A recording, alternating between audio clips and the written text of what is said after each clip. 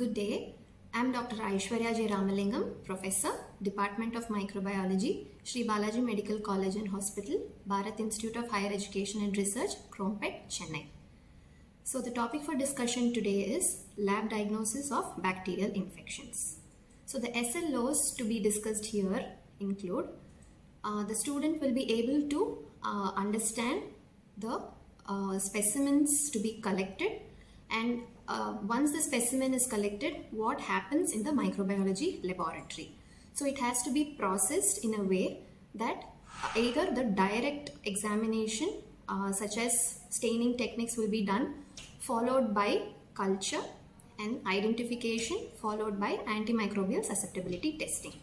And also serological methods will be done, and if necessary molecular testing will also be done. Thank you.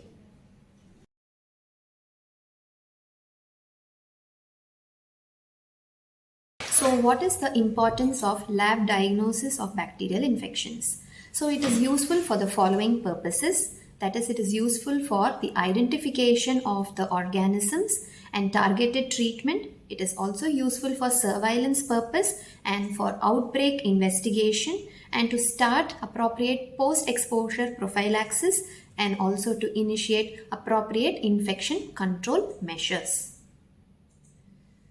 So now, we receive a sample in the microbiology laboratory. So what are the various samples we can expect in our microbiology laboratory? Urine sample, sputum sample, any body fluid such as the pleural fluid, CSF, ascitic fluid, peritoneal fluid, knee aspirate, endotracheal aspirate. So these are the various samples we expect in our microbiology laboratory. So what do we do on day one as soon as we receive the sample? So what we do is we do a direct examination of the sample. First we start with the macroscopic appearance and followed by the microscopic appearance. So under the direct examination of sample under the macroscopic appearance, we see whether the sample is clear, or is it turbid, or does it have RBCs, or can we accept the sample in the laboratory, or we have certain rejection criteria, so we ask for a repeat sample. So that is the first criteria we see. Once the sample is acceptable, we go in for the microscopic examination. So under the microscopic examination, what do? We do a staining technique. So why do we do a staining technique? We do it because it enhances contrast for proper visualization purpose, and also before we do a staining procedure, we fix the sample on the smear. So how do we fix the sample? Either by heat fixation or methanol fixation. So once we fix the sample on the smear, the organism gets fixed. So it doesn't get displaced. And also we do a simple staining method, or we do a differential staining method, which is the most commonly employed in our laboratory, and in some cases we do a negative staining method. So what is meant by simple staining method? We use a simple basic dye, only a single stain is used. So all the components of the sample will be uniformly stained with the same color. And in differential stain, we use two different types of stains in a single method itself. So we use different steps. For example, of differential stains are gram stain, acid fast stain. So in gram stain we use two different types of stain, so that the organism, the ultimate end product will be either violet or in pink color. So because we use methyl violet, the organisms will be stained as violet color. The second counter stain, when we use a carbol fusion, the stain will be pink in color. So the certain organisms will take up the counter stain, so it will appear pink in color. So why is the name itself, it suggests, no, it is a differential stain. So it differentiates between two different types of organisms. And the next differential stain is the acid-fast stain, where it differentiates between acid-fast and non-acid fast bacilli. So acid-fast examples are Mycobacterium tuberculosis. So that stands out when compared to the other organisms. So what is a negative stain? We use India ink or nigrosin stain so that the surrounding will take up the stain, whereas the organisms will be protruded out. It will be shown as a separate unstained object. So that is a negative stain.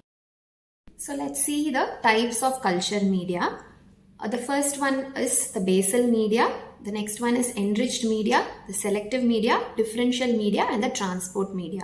So before going on into the culture media, it comprises of liquid or the solid media.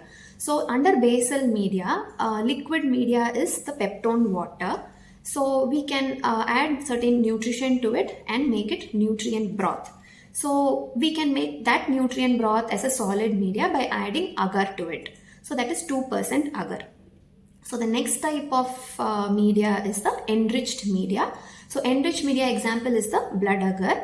When we add blood to the nutrient agar, it becomes enriched media. So enriched media is used for the growth of fastidious organisms. So the next one is the selective media. So in selective media, we add certain components to it.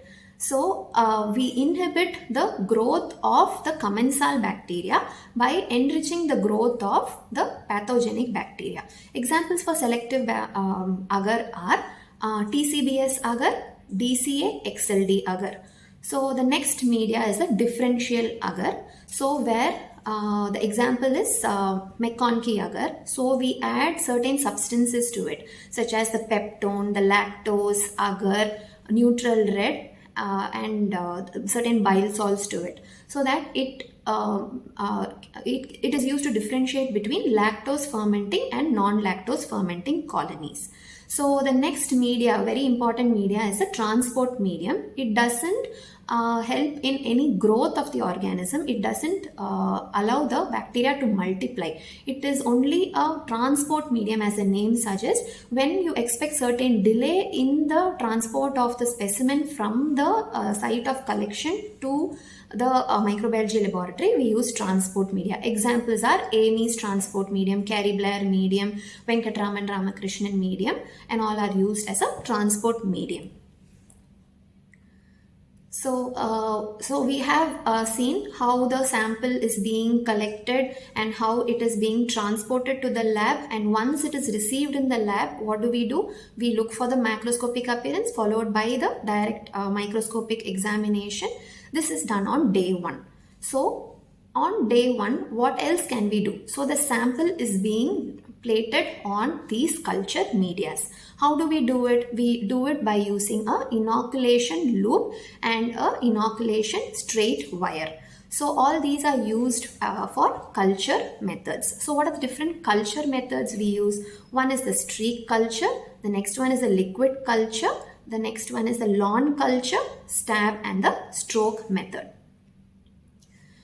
So in the first method, that is a streak method, which is the commonly employed method. Here what we do is, once a sample is received and is acceptable for further processing, we streak it on the basal medias and the differential medias.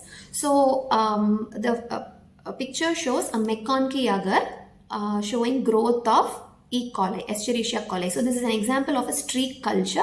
This growth will be seen on day 2. So the first day we do a streak culture as shown in the picture. So the next day we can expect certain colonies like this. The first one is the Escherichia coli colony. The next one, second picture, is a Klebsiella pneumoniae colony. So if there is growth or if there is organism in the specimen, this is what we can expect on day 2.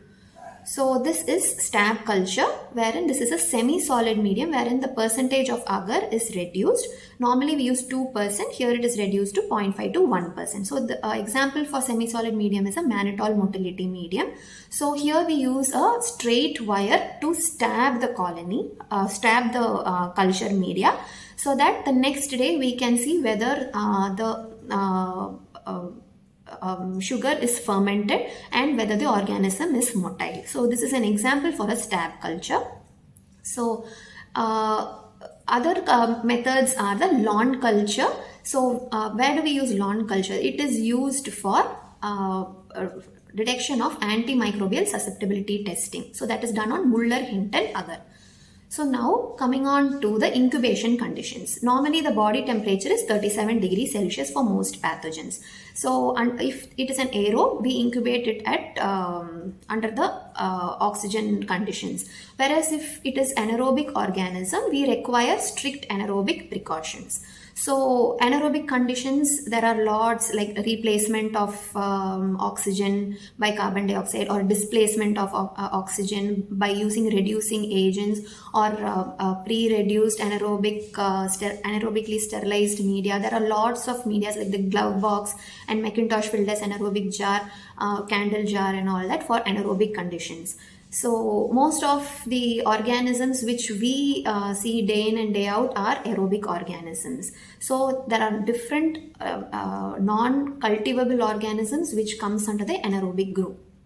So the next day, what we do on day 2, we reconfirm our diagnosis by looking at or by examining the culture medias. So by examining the culture media, what do we look at first? So we look at the colony morphology. Then we do a confirmatory test by doing a gram stain to find out whether it is a gram positive or a gram negative organism.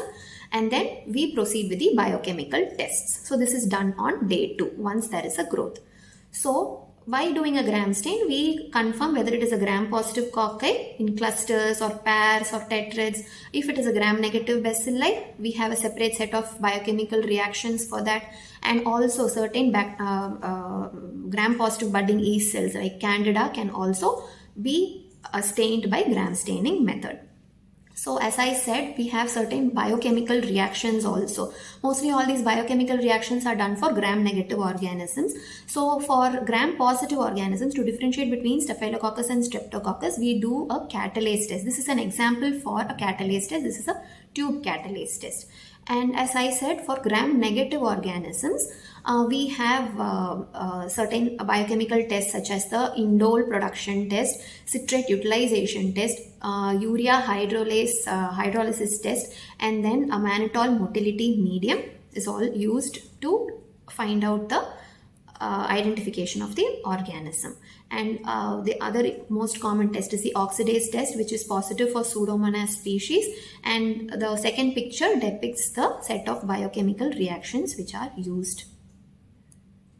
So now we have identified whether it is a gram positive or a gram negative organism. We have a separate set of panel for all those, and once that is done, what is the ultimate aim of our lab diagnosis of bacterial infections discussion? It is to have a targeted treatment. So we do a antimicrobial susceptibility testing. So the most commonly employed method is the disc diffusion method, which is done on Muller-Hinton agar plate. This is a conventional method. So we do a lawn culture of the organism on the Muller-Hinton agar plate. We place certain discs on it, and the next day, that is on the third day, we look for the zone of inhibition. So we say that the organism is susceptible to that particular antimicrobial agent. So this is the commonly used method. The other methods used are the dilution method, e-test method, and also automated system like the Vitek 2 compact is used, which is widely used all these days. And we have serology methods also to detect bacterial infections. It's mainly done by latex agglutination test, which is used for detection of ASO, CRP, RA and all that. And also we have molecular methods for detection of the genes. Most commonly employed is the PCR to detect the organism and also to detect the resistance genes. The CBNAT, which is used, which is a cartridge based method, which is used for the detection of Mycobacterium tuberculosis.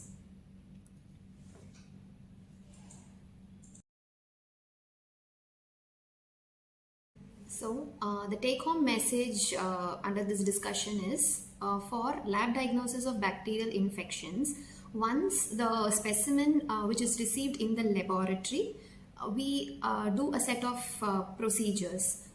that is, first we do a direct examination followed by a culture. So we plate it on all the basal medias, selective medias, and enriched medias, whichever is necessary. And then we do the identification followed by antimicrobial susceptibility testing for the pathogens. And if necessary, to confirm, we do certain serological tests such as agglutination, precipitation, and all that. And then finally, we do a molecular diagnostic method if necessary. Thank you.